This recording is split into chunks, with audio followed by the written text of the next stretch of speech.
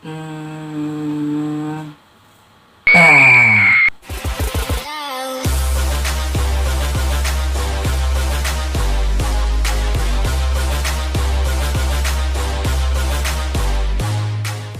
Hai guys, welcome to FR Fahri Horror.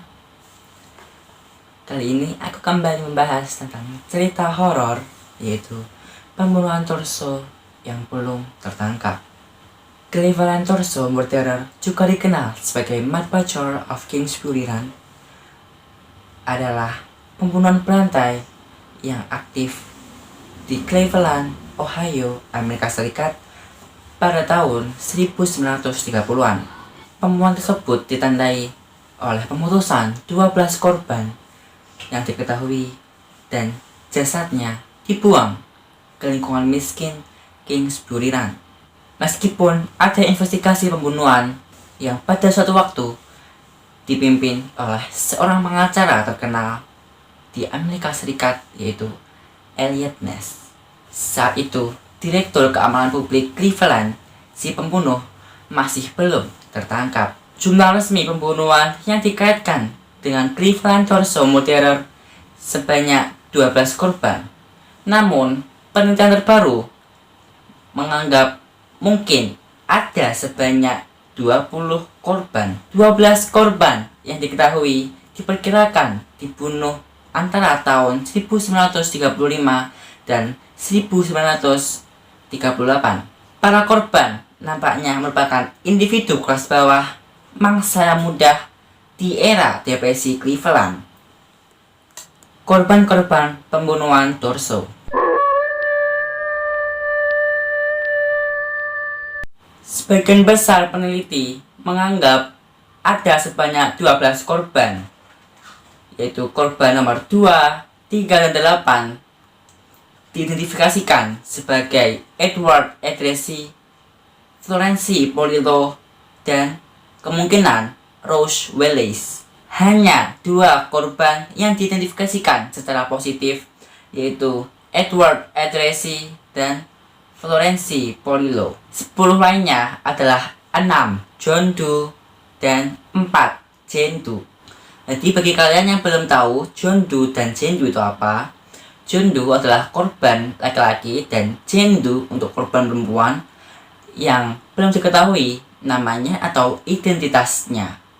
Pembunuhan torso selalu dipenggal dan selalu memotong-motong korbannya, baik memotong setengah badan dari korbannya atau memotong bagian-bagian pelengkap korbannya, seperti tangan ini, seperti kepala, telinga gitu, dia potong-potong. Beberapa korban kanonik biasanya dibahas sehubungan dengan pembunuhan torso ini. Korban pertama yang dijuluki sebagai Nyonya Danau ditemukan di sekitar pantai Euclid dan Danau Erie pada tanggal 5 September 1934 di tempat hampir sama dengan korban kanonik nomor 7. Beberapa peneliti korban torso murderer menganggap bahwa Nyonya Danau sebagai korban nomor 1 atau korban 0. Mayat tanpa kepala dari seorang lelaki tanpa dikenal ditemukan dalam gerbong di Newcastle, Pennsylvania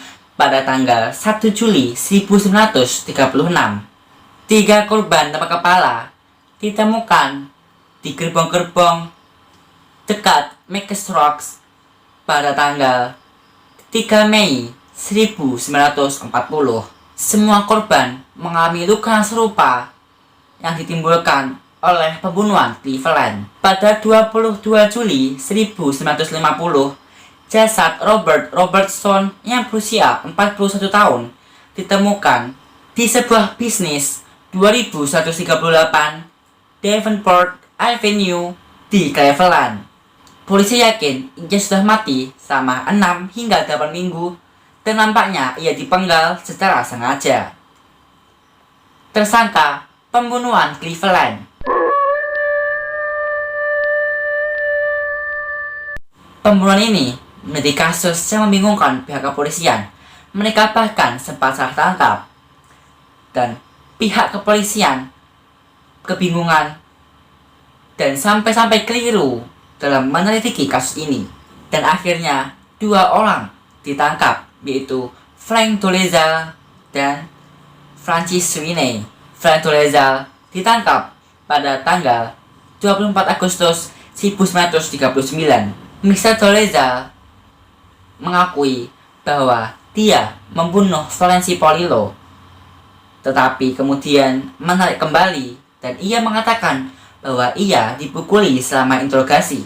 Dolezal meninggal dalam tahanan setelah resmi bunuh diri, tetapi teori terbaru mengeklaim bahwa ia dibunuh oleh sipirnya. Kedua, Francis Sweeney. Francis Sweeney ditangkap karena pembunuhan Torso pada tahun 1939.